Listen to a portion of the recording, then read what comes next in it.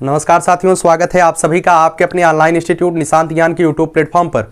मैं नितिन उपाध्याय आप सभी का स्वागत करता हूं, अभिनंदन करता हूं आज के अपने इस वीडियो पर। एक बच्चे ने कहा कि भैया हम जो है लगातार पढ़ाई करते रहते हैं और बीच बीच में कोई क्वेश्चन हमें नहीं आता है, दिमाग में टेंशन हो जाती है। तो दिमाग में टेंशन होना लाजमी है, यह सबके पास होता है। हर किसी की जब परीक्षा नज़दीक आती है तो हर किसी को दिमाग में टेंशन होता है और परीक्षा के एक रात पहले ही लोग पढ़ाई भी स्टार्ट करते हैं, है ना। कल जो है यूपी टेट का एग्जाम होने वाला है। आप अगर एग्जाम सेंटर के आसपास होंगे, वैसे आपका एग्जाम नहीं होगा लेकिन एग्जाम सेंटर के आसपास होंगे तो बच्चों के हाव भाव को देखिएगा। उनकी पढ़ाई एग्जाम सेंटर के गेट के बाहर ही होने वाली है। अभी तक जो जितना पढ़ भी चुके हैं, लेकिन गेट के बाहर तक पढ़ाई होती है। ये एक मानवीय प्रक्रिया है और स्वाभाविक है, सबके साथ ऐसा होता है। अगर आपके भी साथ ऐसा हो रहा है तो आप बेहतर कर रहे हैं, इसमें कोई गलत सोचने वाली बात नहीं है कि आप गलत दिशा में जा रहे हैं। ठीक है, जिंदगी में अभी तो कई जीत बाकी है, कई हार बाकी है, अभी तो जिंदगी का सार बाकी है। अभी नापी है मुट्ठी भर जमीन, अभी तो पूरा आसमान नापना बाकी है ना। तो कभी भी निराश नहीं होना है, बेहतर को और बेहतर बनाने के लिए हमेशा प्रयासरत रहना है। हमारी तरफ से हमेशा यही मोटिवेशन आपको दिया जाता है कि बेहतर को और बेहतर बनाइए, जितना हो सकता है अपनी तरफ से 100% सर्वश्रेष्ठ देने का प्रयास हमेशा करते रहिए। आइए चलिए, आज हम विज्ञान के क्वेश्चन आपको दिखाने वाले हैं। हमने कल विज्ञान के सिलेबस पर चर्चा किया था कि विज्ञान में कैसे कैसे क्वेश्चन आपको देखने, मतलब क्या क्या विज्ञान में पढ़ना है ना। मैं मानता हूं कि आप सभी लोग अगर आप सीरीज से पढ़ रहे हैं, कहीं से पढ़ रहे हैं, तो बेहतर तरीके से पढ़ाई कर रहे होंगे। आज देखिएगा कि आपको किस तरीके से पूरा का पूरा यह वीडियो जो है डिस्कस वीडियो होगा, किस तरीके से आपको लिखना है और किस किस तरीके से किस एंगल से पढ़ाई करनी है ना। देखिएगा, किसी परीक्षा को टारगेट करने के लिए उसके पहले जो आपका सबसे पहला टारगेट करने से पहले का जो टारगेट होना चाहिए वह आपके सिलेबस और प्रीवियस ईयर के पेपर होने चाहिए। किसी परीक्षा को टारगेट आप तभी कर पाएंगे जब प्रीवियस ईयर का पेपर आपके सामने होगा। उस पेपर को देखने के बाद आप अपनी पढ़ाई को उस दिशा में जारी रखिए जिस दिशा में आपका पेपर आता है। पढ़ते तो सब लोग हैं लेकिन सफल मात्र 1-2% होते हैं। क्यों? क्योंकि लोग भैंसे की तरह पढ़ते हैं। स्मार्ट स्टडी करनी है तभी जाकर के सफलता मिलेगी, है ना। मैं हमेशा कहता हूं क्वांटिटी से मतलब नहीं होना चाहिए, हमेशा आपको क्वालिटी से मतलब होना चाहिए। कितना ज्यादा आप बोझ लेकर के अपने सर पे चलेंगे। क्वालिटी बहुत हल्का लीजिए लेकिन थोड़ा सा लीजिए। कहा जाता है एक छोटी सी गोली लीजिए, पूरा का पूरा सिस्टम सही हो जाता है ना। चलिए, आपको सबसे पहले यहां पे आपको क्वेश्चन दिखाया जा रहा है। क्वेश्चन देखिएगा। सबसे पहले वस्तुनिष्ठ प्रश्न है। वस्तुनिष्ठ प्रश्न किस तरीके से लिखा जाएगा वो मैं लिखना आज नहीं बता रहा हूं, क्योंकि इससे पहले के कई वीडियो मैंने लिखना बता दिया है। हिंदी में आपको कैसे लिखना है, संस्कृत कैसे लिखना है, गणित आपको कैसे लिखना है, इसे भी आप उसी तरीके से लिखिएगा। वस्तुनिष्ठ प्रश्न, प्रश्नोत्तर नंबर 1 क्या लिखा गया है? दही को मथनी द्वारा तीव्र गति से मथने से प्राप्त मक्खन को पृथक करने की विधि क्या कहलाती है? आप सभी के घर में मथनी रही होगी। अब तो मथनी का प्रचलन खत्म हो गया, अब जो है उसका प्रचलन मिक्सी मशीन आ गई है। लेकिन किस बल का प्रयोग किया जाता है दही को बाहर निकालने में?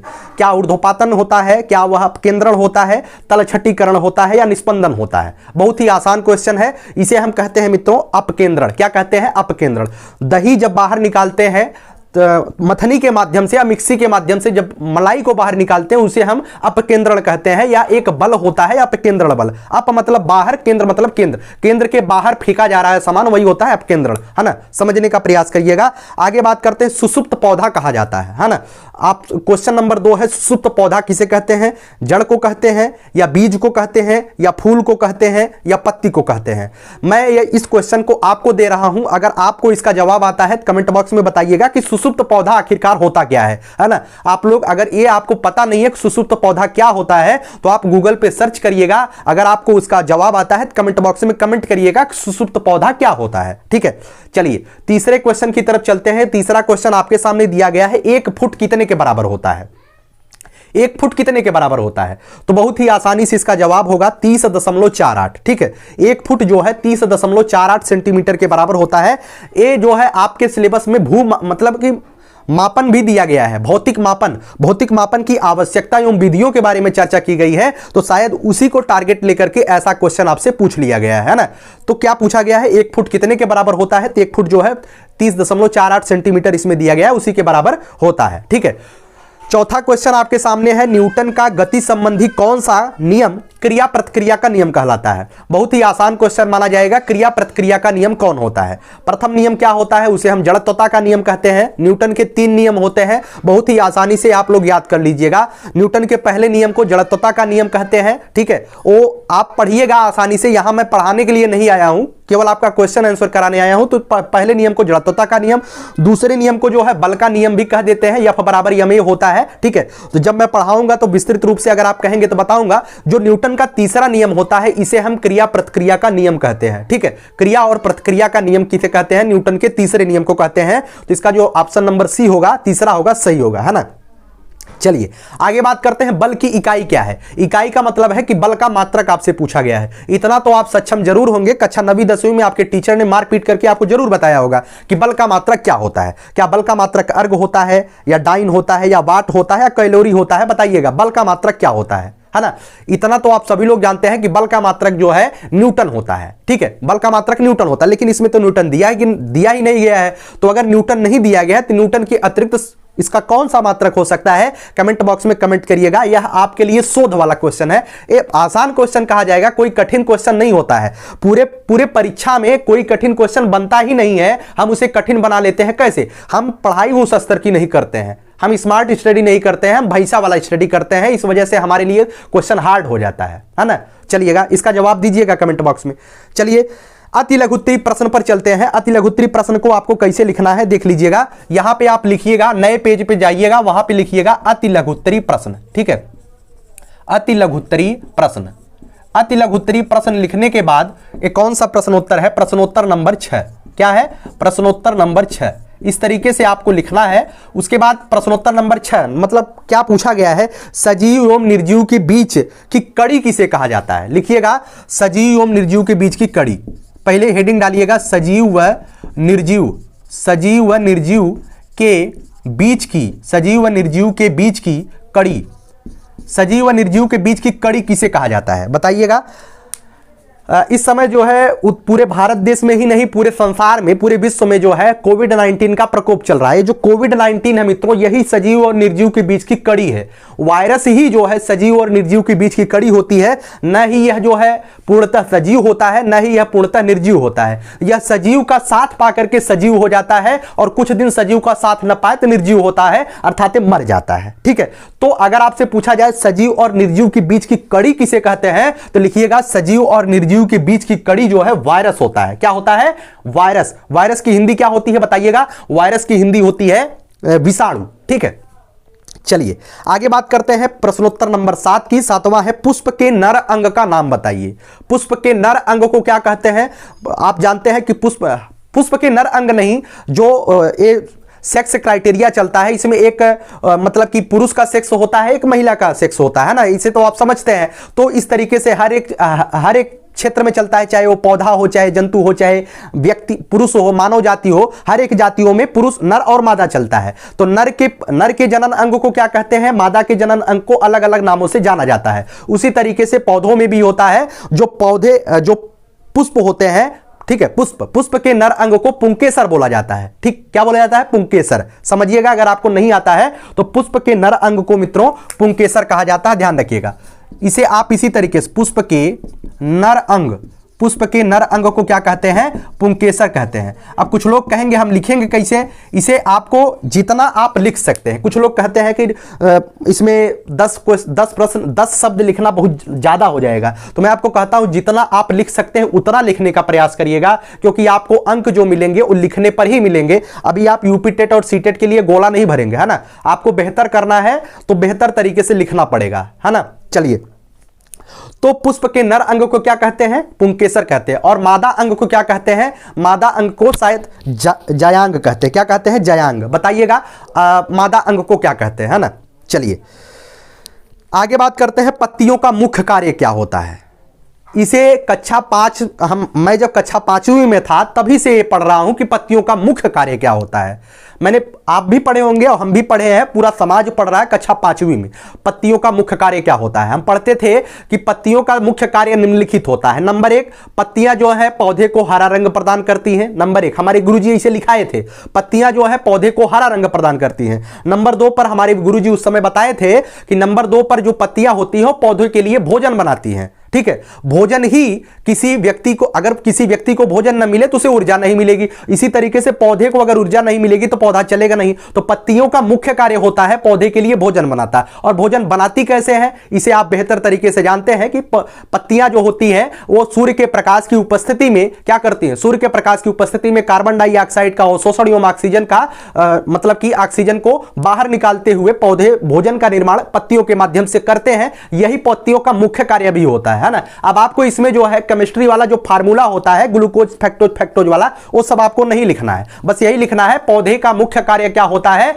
वह जो है सूर्य के प्रकाश की उपस्थिति में पत्तियां सूर्य के प्रकाश की उपस्थिति में कार्बन डाइऑक्साइड का अवशोषण करते हुए और ऑक्सीजन का बाहर मतलब कि संश्लेषण करते हुए, ऑक्सीजन का संश्लेषण कार्बन डाइऑक्साइड का अवशोषण करते हुए पौधे के लिए भोजन का निर्माण करती हैं पत्तियां। बस आपको यही लिखना है, इससे ज्यादा आपको कोई रॉकेट साइंस नहीं लगाना है ना, रॉकेट साइंस नहीं लगाना है। अब कुछ लोग इसमें फार्मूला लिखाएंगे, कोई जरूरत नहीं है, नंबर आपको उतना ही मिलेगा, है ना। आगे बात करते हैं ऊर्ध्व विद्युतीय बल किसे कहते हैं। बस समझिएगा बल क्या कहते हैं। बल तो आप जानते हैं, बल वह धक्का या खिंचाव है जो किसी वस्तु के प्रारंभिक स्थिति में परिवर्तन करता है या परिवर्तन करने का प्रयास करता है। बल तो आप सभी लोग जानते हैं। बल हम जब छोटे थे तो लिखाया जाता था, है ना, बल बताया जाता था। हमारे गुरुजी जब शुरुआत करते थे तो इसी तरीके से बताते थे, बेटा बल वह धक्का या खिंचाव है जिससे किसी वस्तु के प्रारंभिक स्थिति में परिवर्तन करते हैं या परिवर्तन करने का प्रयास करते हैं, वही बल है। एक दीवार पर भी आप बल मारेंगे, धक्का मारेंगे तो दीवार बगले नहीं होगा, मतलब कि इधर उधर नहीं खसकेगा, लेकिन फिर भी हम उसे बल कहेंगे क्योंकि हमने उसके स्थिति में परिवर्तन करने का प्रयास किया है। तो यह बल होता है। आखिरकार बल का जो मात्रक ओत्रक होता है न्यूटन फ्यूटन तो आप सभी लोग जानते हैं। तो लेकिन इसमें पूछा गया है बल में विद्युतीय बल किसे कहते हैं। ठीक है, विद्युतीय बल। तो विद्युतीय बल की एक सिंपल सा मतलब कि याद कर लीजिएगा आप सभी लोग। विद्युतीय बल जो होता है यह दो आवेशित कणों के बीच लगता है। ध्यान से सुनिएगा, जो विद्युतीय बल होता है, यहां पे मैं कोरिलेट करके बताने का प्रयास करता हूं। विद्युतीय बल जो होता है दो आवेशित कणों, ये आवेशित कण होते हैं, दो आवेशित कणों के बीच ही जो है विद्युतीय बल कार्य करता है ना। तो जो विद्युतीय बल होता है दो आवेशित कणों के बीच कार्य करता है, इतना आप जानते हैं। बस इतना आपको जानना है कि दो आवेशित कणों के बीच विद्युतीय बल कार्य करता है। उसके बाद आगे वाली जो प्रक्रिया है उसमें यही लिखिएगा कि जो मतलब कि अगर आवेश जो है परस्पर धनात्मक आवेश रहेंगे तो उनका जो क्या हो जाएगा, प्रतिकर्षण हो जाएगा। अगर यहां भी धनात्मक आवेश होगा और यहां भी धनात्मक आवेश होगा तो प्रतिकर्षण हो जाएगा। ठीक है, कैसे समझेंगे? धन मतलब धनात्मक आवेश होगा तो प्रतिकर्षण होगा, ऋणात्मक आवेश होगा तो आकर्षण होगा। कैसे समझेंगे? समझिएगा इसे, अगर आप एक पुरुष हैं और पुरुष को देखेंगे तो प्रतिकर्षित होंगे, मोहित नहीं होंगे, मतलब भागेंगे दूर, नहीं यार छोड़ो, है ना। और अगर पुरुष हैं महिला को देखेंगे तो आकर्षित होंगे। समझने का प्रयास करिएगा, केवल समझाने के लिए मैं बता रहा हूं कैसे आवेश जब यहां पे धनात्मक है यहां पे धनात्मक है, आकर्षित कैसे नहीं होता है, क्योंकि ये समान लिंग वाले हैं, मतलब समान आवेश के हैं तो प्रतिकर्षित हो जाएंगे, दूर भागेंगे। और यहीं पर अगर ये पुरुष हो जाता है महिला हो जाती, मतलब निगेटिव और पॉजिटिव हो जाता तो क्या होता, आकर्षित हो जाता है। तो विद्युतीय बल में आप लिखिएगा कि विद्युतीय बल जो होता है वह दो आवेशित कणों के बीच काम करता है। जब कण जो है समान होते हैं, कणों पर समान आवेश होता है, क्या होते हैं, प्रतिकर्षित होते हैं। और जब यही आवेश जो है असमान हो जाता है, पॉजिटिव निगेटिव हो जाता है, तो जो है आकर्षित हो जाते हैं। समझने का प्रयास करिएगा, यही विद्युतीय बल होता है। बस यही आपको लिखना है, इससे ज्यादा कोई भी रॉकेट साइंस नहीं चलाना है। ठीक है, चलिए आगे बात करते ऊर्ध्वपातन से क्या तात्पर्य है। हमने बहुत ही बेहतर तरीके से कभी आपने भी पढ़ा होगा और हमने भी पढ़ा है ऊर्ध्वपातन। मैंने जब ऊर्ध्वपातन शुरुआत में पढ़ा था बचपन में, तो ऊर्ध्वपातन के बारे में बस इतना जाना था, हमारे गुरुजी ने बताया था ऊर्ध्वपातन जब आएगा तो आपको जो है, जब आप पूजा करते हैं, पूजा के माध्यम से जब आप भगवान जी का पूजा करते हैं तो पूजा में किसका प्रयोग करते हैं, तो पूजा में जो है हम क्या कहते हैं, कपूर का प्रयोग करते हैं ना। ये जो कपूर होता है, कपूर को जलाते हैं डायरेक्टली वो उड़ जाता है, कपूर ठोस अवस्था में होता है। कपूर को उन्होंने ऊर्ध्वपातन बताया था, इसी से हमें समझाया था, मैं भी आपको इसी से समझा रहा हूं। जो कपूर होता है उसी को ऊर्ध्वपातन से कोरिलेट करके याद करने का प्रयास करिएगा मित्रों। जो ऊर्ध्वपातन होता है, ऊर्ध्वपातन में जो है, ऊर्ध्वपातन की क्रिया में जो ठोस होता है वो डायरेक्टली जो है गैस अवस्था में परिवर्तित हो जाता है। ऊर्ध्वपातन की प्रक्रिया में ठोस गैस अवस्था में डायरेक्टली परिवर्तित हो जाता है, उसे ही ऊर्ध्वपातन कहते हैं। उदाहरण के लिए पूजा के लिए जब आप प्रयोग करते हैं कपूर, जब कपूर होता है वह ठोस की अवस्था में होता है। जब भगवान के सामने आरती मारते हैं, 2 बार चक्कर मारते हैं, तुरंत वो गैस हो जाता है, मतलब वो जल उल नहीं बनता है, बीच वाले मैटर में नहीं आता है, डायरेक्ट उड़ जाता है, वही होता है ऊर्ध्वपातन। ठीक है, तो ऊर्ध्वपातन कैसे लिखेंगे? ऊर्ध्वपातन लिखिएगा, उसके बाद परिभाषा लिखिएगा, ठोस को डायरेक्टली गैस में परिवर्तित होने की प्रक्रिया ही ऊर्ध्वपातन कहलाती है। ठोस इस तरीके से, कपूर जो है ठोस से डायरेक्टली गैस में होता है। जितना लिख सकते हैं उतना लिखने का प्रयास करिएगा। अब हम यहां पे लिख के नहीं बता पाएंगे, है ना। चलिएगा आगे, आपसे क्वेश्चन पूछा गया है कि मछली के जल में रहने के लिए कौन कौन से अनुकूलन अंग सहायक होते हैं। मछली जल में जो है किस तरीके से रहती है और उसके लिए अनुकूलन अंग कौन कौन से हैं, है ना, बताइएगा। आप सभी लोग, आपसे ही जवाब मैं मांगता हूं। आप मनुष्य हैं, मनुष्य किससे सांस लेता है? फेफड़े से सांस लेता है। जो मछली होती है गलफड़े से सांस लेती है। पहला यही लिखिएगा कि मछली जो है जल में रहने के लिए सबसे अनुकूलन अंग उसका जो है गलफड़ा होता है, वो गलफड़े से सांस लेती है। दूसरा लिखिएगा कि जो उसकी बॉडी होती है वह नौकाकार आकार की उसकी बॉडी होती है, जो उसके तैरने में सहायता प्रदान करती है। इस तरीके से कई सारी चीजें आप लिख सकते हैं, लेकिन 2 आप लिख लीजिएगा। एक लिखिएगा कि गलफड़ों से उस सांस लेती है, और दूसरा लिख दीजिएगा कि उसका जो है धारा रेखित नौकाकार, एक प्रयोग किया जाता है शब्द का विज्ञान की भाषा में, धारा रेखित नौकाकार उसका जो है शरीर होता है, जिससे वह जल में तैरने के लिए सहायक होती है। ठीक है, यही होता है मछली के जल में अनुकूलन अंग। ठीक, इस तरीके से 2 आप लिखिएगा। चलिए, उत्तरी प्रश्न समाप्त हो जाता है। कितने आसान क्वेश्चन आते हैं। कुछ लोग कहते हैं कि बहुत ज्यादा विज्ञान पढ़ना पड़ता है। विज्ञान नहीं, हम बताते हैं जब मैं यूपी टेट के क्षेत्र में उतरूंगा तो जो ईवीएस वाला पोर्शन है, मैं पूरे के पूरे 15 पेज में पूरा का पूरा 30 क्वेश्चन फंसा सकता हूं। ठीक है, केवल आप लोगों का सहयोग रहे तो मात्र 15 पेज में पूरा का पूरा 30 का 30 ईवीएस फंसाऊंगा। यही दावा करता हूं इस बात को, है ना। केवल वो समय आने दीजिए। चलिए, अगला क्वेश्चन है लघुत्तरी प्रश्न। लघुत्तरी प्रश्न में क्या दिया गया है? इसमें एक क्राइटेरिया है, बस उतना ही पूछा जाता है, उससे ज्यादा नहीं। और पढ़ाने के लिए लोग जो है परीक्षावाड़ी की पूरी पर्यावरण पढ़ा देते हैं यूपी पीसीएस लेवल का, कोई मतलब नहीं है, वहां से क्वेश्चन ही नहीं आता है ना। चलिए, लघुत्तरी प्रश्न में आपको कैसे लिखना है इसे आप देख लीजिएगा। लघुत्तरी प्रश्न में थोड़ा सा अति लघुत्तरी से बड़ा क्वेश्चन भी आता है और लगभग वैसे ही आपको लिखना भी पड़ता है।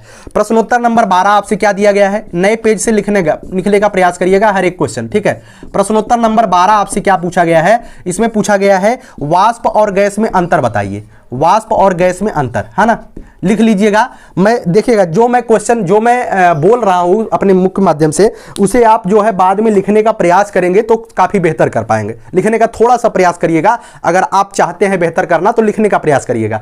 वाष्प क्या होता है और गैस क्या होता है? मैं आपको बता दूं, जो वाष्प होता है मित्रों, यह वाष्प जो है गैस और द्रव के बीच की अवस्था होती है। समझने का प्रयास करिएगा।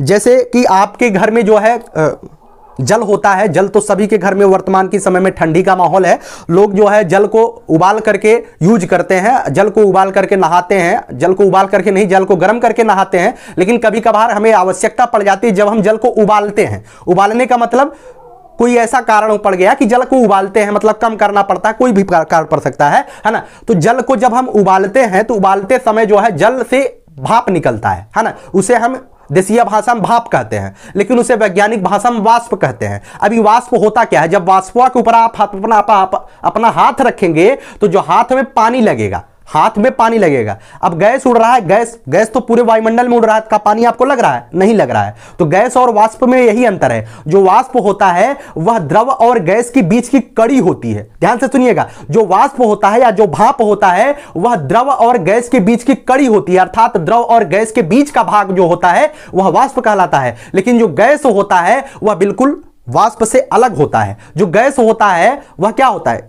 गैस में लिख दीजिएगा, वाष्प में लिखिएगा, गैस में लिखिएगा। जो गैस होता है वाष्प से बहुत ज्यादा अंतर होता है। गैस अपने आप में एक अलग पदार्थ की अवस्था है, अपने आप में एक अलग पदार्थ की अवस्था है। इसमें जो अंतरा आणविक बल होते हैं, लिखिएगा, लिखने का प्रयास करिएगा। इसमें जो अणु होते हैं, इनके अणुओं के बीच में जो अंतरा आणविक बल होता है, वह अंतरा आणविक बल द्रव की अपेक्षा बहुत कम होता है, सबसे कम गैस में ही होता है ना। तो लिखने का प्रयास करिएगा। गैस में, वाष्प में क्या क्या लिखेंगे? वाष्प में लिखेंगे कि यह जो है गैस और द्रव के बीच की अवस्था होती है, बस यही लिखिएगा। इसे हम ना ही गैस कह सकते हैं ना ही द्रव कह सकते हैं, ठीक है। उसके बाद आपको गैस में क्या लिखना है? गैस जो है पदार्थ की एक अलग अवस्था ही होती है। हम जानते हैं कि पदार्थ की 3 अवस्थाएं होती है, ठोस, द्रव, गैस। तो गैस एक अलग अवस्था होती है। गैस के जो अंतरा आणविक बल होते हैं वो द्रव की अपेक्षा में काफी कम होते हैं, या यूं कहें तो जो गैस होता है, गैस के अंतरा आणविक बल बहुत ही कम होते हैं, ठीक है। इसी वजह से तो गैस पूरे वायुमंडल में विद्यमान है। जहां मन हो रहा है तहां घुस जा रहा है गैस। पेट में तो गैस बनता है, हमेशा बनता है। चलिए उसकी बात नहीं करेंगे। चलिए आगे बात करते हैं। प्रश्नोत्तर नंबर 13, मुकुलन से क्या आशय है? उदाहरण सहित समझाइए। भैया मुकुलन किसे कहते हैं, समझने का प्रयास करिएगा। देखिएगा, लैंगिक अलैंगिक जनन वाला पोर्शन है, समझिएगा मुकुलन क्या होता है ना। मुकुलन, ऐसे एक हेडिंग डालिएगा, उसके बाद लिखिएगा मुकुलन। मुकुलन से आप क्या समझते हैं? प्रश्नोत्तर नंबर 13, मुकुलन। देखिएगा मुकुलन होता क्या है। मुकुलन जो है, जब कोई ऐसा जीव, कोई जीव है, मान लीजिए एक जीव है ना, जीव है। जब इस जीव के बाहरी भाग पर, जब इस जीव के अंदरूनी नहीं, जब इस जीव के बाहरी भाग पर कोशिकाओं के समसूत्री विभाजन, एक वर्ड प्रयोग किया जाता है, समसूत्री विभाजन। अब कुछ लोग कहेंगे भैया समसूत्री विभाजन बताइए, तो हम नहीं बताएंगे, है ना। आपको इतना नहीं जानना है ना। समसूत्री विभाजन, जब किसी जीव के बाहरी भाग पर समसूत्री विभाजन के फलस्वरूप, इस समसूत्री विभाजन किस में होता? कोशिका में होगा। अब शरीरियम नहीं होगा, कोशिका में समसूत्री विभाजन होता है। लिखिएगा, कैसे याद किया था, हम याद करना बताते हैं। जब किसी जीवित प्राणी, प्राणी मतलब कुछ भी हो सकता है ना। जब किसी जीवित प्राणी के बाहरी भाग पर, जब किसी जीवित प्राणी के बाहरी भाग की कोशिकाओं में समसूत्री विभाजन के फलस्वरूप उभार उत्पन्न हो जाता है। क्या? उभार उत्पन्न हो जाता है। क्या होता है? उभार। जो ये उभार उत्पन्न होता है, इसी उभार को हम मुकुल कहते हैं। क्या कहते हैं? मुकुल। क्या कहते हैं? मुकुल। और अंग्रेजियम ना इसे बड कहते हैं। क्या कहते हैं? बड। बब लिख दिए हैं, बड। अंग्रेजी में इसे बड कहते हैं। तो जो उभार उत्पन्न होता है वही बड होता है, वही मुकुल होता है। और इस उभार की प्रक्रिया के फलस्वरूप बाद में इसी से जो है क्या होता है? प्रजनन होता है। प्रजनन की प्रक्रिया, वंश वृद्धि की प्रक्रिया संपादित होती है। यह अलैंगिक जनन का एक पोर्शन होता है और यही मुकुलन कहलाता है। अलैंगिक जनन की प्रक्रिया में जो मुकुल वाला पोर्शन होता है, उससे ही जो है अलैंगिक जनन की आगे की प्रक्रिया संपादित होती है, वही मुकुलन होता है। बस इतना ही आपको समझना है। अब लैंगिक जनन और अलैंगिक जनन क्या होता है, इसके बारे में हम डिटेल वीडियो बनाएंगे जब आप लोग कहेंगे, है ना। बस इतना जानिएगा मुकुलन क्या होता है, ठीक। समसूत्री विभाजन के फलस्वरूप जो उभार उत्पन्न होता है वो मुकुल होता है, और उसके फलस्वरूप जो मतलब कि अलैंगिक जनन की प्रक्रिया होती है वो मुकुलन, वही अलैंगिक जनन की प्रक्रिया मुकुलन कहलाती है। इसके माध्यम से होता है अलैंगिक जनन। अब भीतरा से नहीं होगा, अब इसी मुकुल के माध्यम से जो जनन होगा वही मुकुलन होगा। मुकुल के माध्यम से जो जनन होगा वही मुकुलन होगा। बस चलिए, सरल एवं संयुक्त पत्ती में अंतर स्पष्ट कीजिए। बहुत ही आसान है। अगर आप लोग पत्ती का आकार, पत्ती पढ़े होंगे तो पत्ती के जो है दो प्रकार होते हैं, एक सरल होता है और एक संयुक्त होता है। क्या होता है? एक सरल पत्ती होता है, एक संयुक्त पत्ती होता है। अब सरल और संयुक्त पत्ती में अंतर क्या होता है, यही आपको बताना है। बताइएगा।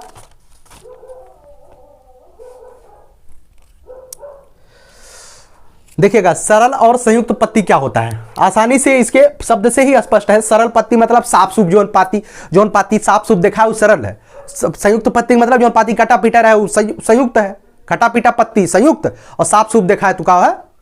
सरल पत्ती। बस हमें तो लगता है कि आप समझ गए होंगे, लेकिन लिखेंगे कैसे? लिखना ऐसे है कि जब पत्ती के मध्य से, जब पत्ती का फलक कटा पीटा हो, जब पत्ती का फलक, सरल पत्ती में लिखिएगा, जब पत्ती का फलक जो है कटा ना हो, अर्थात उसका जो मध्य सिरा होता है वह कटा हुआ ना हो, तो वह सरल पत्ती होती है। और जब पत्ती का फलक जो है कटा पिटा हो और अर्थात उसका जो मध्य सिरा होता है वह कटा हो, वह क्या होता है? संयुक्त पत्ती होता है। बस इतना ही आपको लिखना है। फलक जिसमें कटा होगा अर्थात मध्य सिरा जिसमें कटा होगा वो सरल पत्ती होगा। जिसमें मध्य सिरा या फलक जो है कटा नहीं होगा वो संयुक्त होगा, सॉरी उल्टा बोल दिए, है ना, समझिएगा। सरल में कटा नहीं होगा, संयुक्त में कटा होगा। सरल में कटा नहीं होगा, इसमें कटा होगा। अब सरल पत्ती के उदाहरण में क्या आपको जानना है, उदाहरण से समझिएगा। सरल पत्ती के उदाहरण में देखिएगा, आम की पत्ती सरल पत्ती है, देखिएगा आम की पत्ती कहीं कटी पिटी नहीं रहती, साफ एकदम, है ना।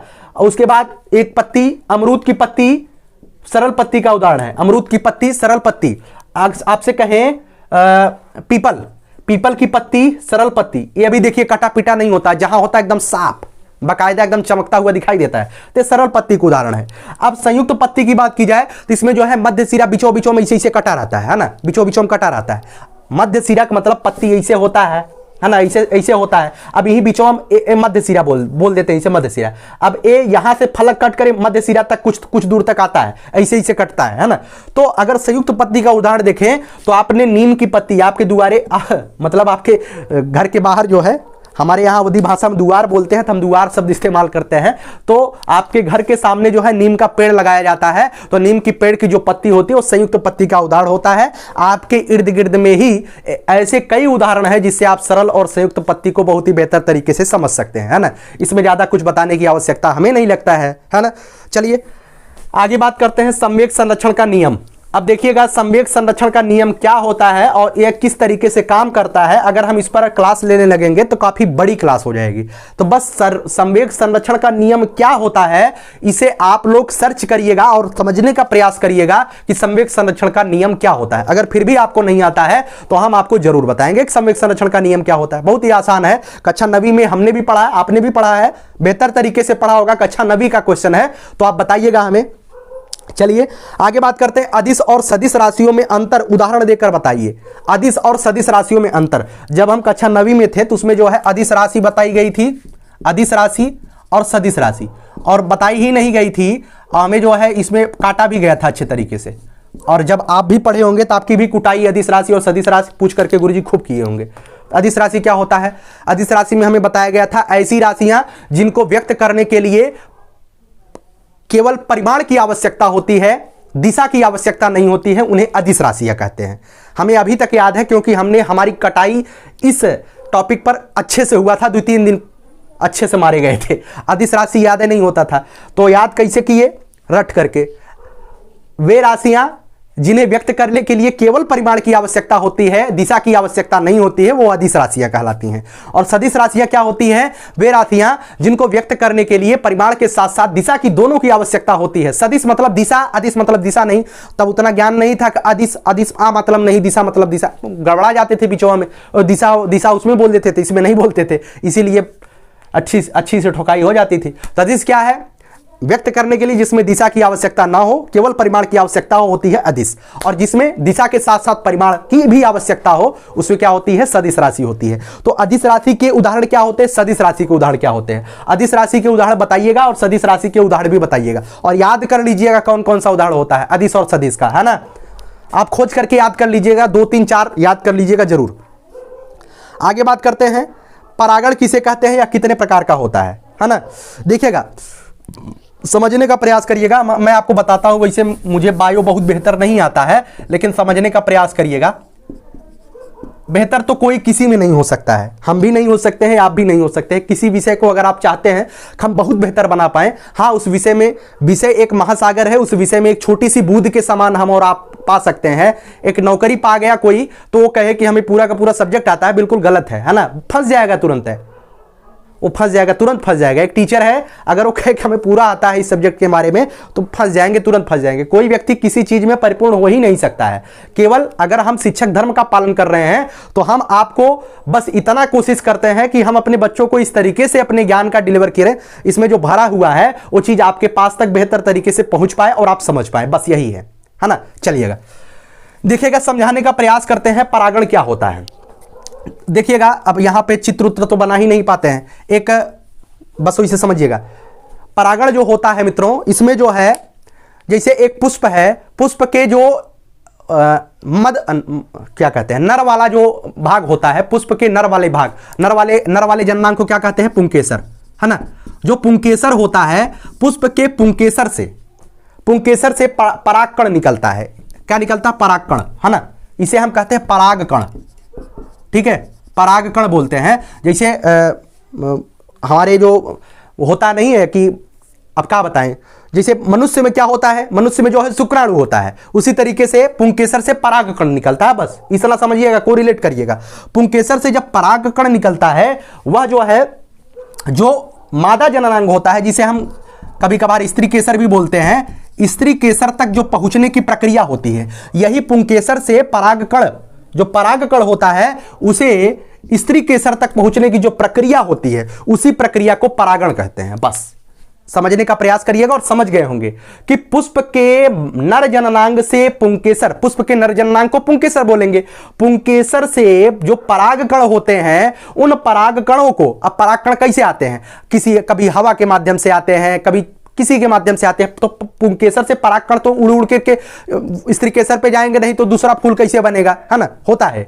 तो पुंकेसर से परागकण को हवा या पानी, जल, कुछ किसी के माध्यम से स्त्री केसर तक पहुंचने की प्रक्रिया को ही परागण को बोलते हैं। और इसके बाद ही भैया क्या होती है, निषेचन की प्रक्रिया का आरंभ होता है, मतलब वंश वृद्धि प्रारंभ होती है ना, वंशावली प्रारंभ होती है। और वंशावली ऐसे नहीं बनती है, मेहनत से बनती है वंशावली। चलिए आगे बात करते हैं। 18वां क्वेश्चन आपके सामने। एक बर्तन की धारिता 12 लीटर है और इसकी धारिता घन सेंटीमीटर में क्या होगी। देखिएगा, मैं आपको बता देता हूं, इतना याद करिएगा कि आपके क्वेश्चन में 1 लीटर बराबर जो है 1000 घन सेंटीमीटर के बराबर होता है। बस आपको इतना याद होना चाहिए और ये रट लीजिएगा, है ना। आपसे क्वेश्चन पूछा जा सकता है 1 लीटर कितने घन सेंटीमीटर के बराबर होता है, तो 1 लीटर जो है 1000 घन सेंटीमीटर के बराबर होता है। तो आपसे क्या पूछा गया है, 12 लीटर कितने घन सेंटीमीटर के बराबर होगा, तो 12 लीटर जो है 12000 घन सेंटीमीटर के बराबर होता है। और इसी के साथ हम जो है यह पूरी की पूरी क्लास पूरी तरीके से संपादित कर चुके हैं। 2-3 क्वेश्चन मैंने आपको दिया है, बेहतर तरीके से सर्च करिएगा, पढ़ने का प्रयास करिएगा, खुद से शोध करिएगा। और किसी के ऊपर मैं हमेशा कहता हूं, अपंग बन करके किसी चीज में सफलता नहीं मिल सकती है ना। अपंग बन करके किसी चीज में सफलता नहीं मिल सकती है। अभी कुछ लोग बीच में मैंने बोला है कि मैं जब यूपी टेट के क्षेत्र में आऊंगा या इस मतलब कि शिक्षक पात्रता परीक्षा या आगे आप शिक्षक बनने के लिए ही लालायित हैं, इसी वजह से बीएड या डीएलएड कर रहे हैं, तो इस चीज को याद रखिएगा।